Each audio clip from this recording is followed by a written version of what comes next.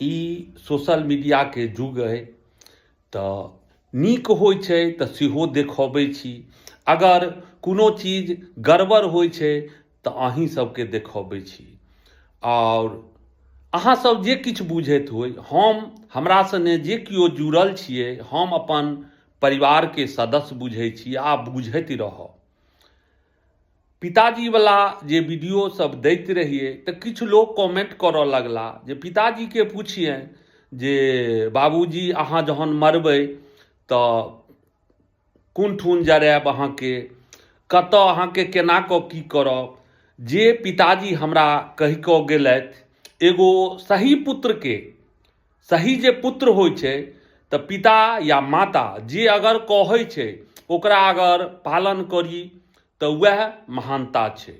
तऽ जे पिताजी हमरा कहि कऽ गेल रहथि ओहि अनुसारे हम चलै छियै आ हम कोनो देखावा नहि करै छियै। जे किछु लोग अपना आपके कमेंट करऽ लगै छियै जे माता पिता के मरऽ के अहाँ इंतजार करै छलियै। यौ सरकार, जिनका माता पिता नहि छनि, एहि दुनियासँ चलि गेल छथिन, हुनका जाकऽ पुछियौन, यौ मायो बापके केओ इंतजार करै छै मरऽ के? माय बापके इंतजार नहि करै छै। आइ हमर पिताजी अहिए दलान पर अगर बैसल रहै छलखिन हेँ, ओ किछु नहि करै छलथि यऽ, लेकिन एगो भय बनल रहै छलै जे बाबू दलान पर बैसल छै, टोकि देता जे बौआ कतऽ गेल छलहुँ हेँ, तऽ ओतबेमे हवा टाइट भऽ जाइ छलै। आब ओ चीज कहऽवला नहि केओ अइ।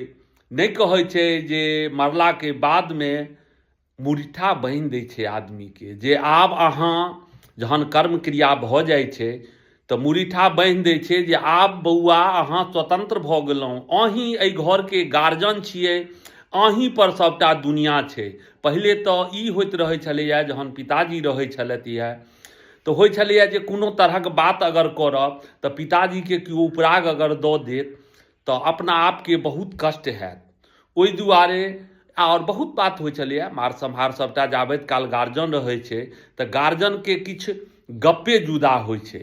आब ओ चीज हमरा सने नहि अइ, तैँ केओ एहि ढङ्गके जे कमेंट करै छी ओ बहुत गलत काज करै छी। अगर अहाँ अपन माता पितासँ प्रेम नहि करैत हेबै, कनि एहि कालमे लहजा होइत हैत जे एना किए बजै छथि, हमरा बुझाइए जे अहाँसँ अपन माता पितासँ प्रेम नहि करैत हेबै तैँ एहि ढङ्गके कमेंट करै छी।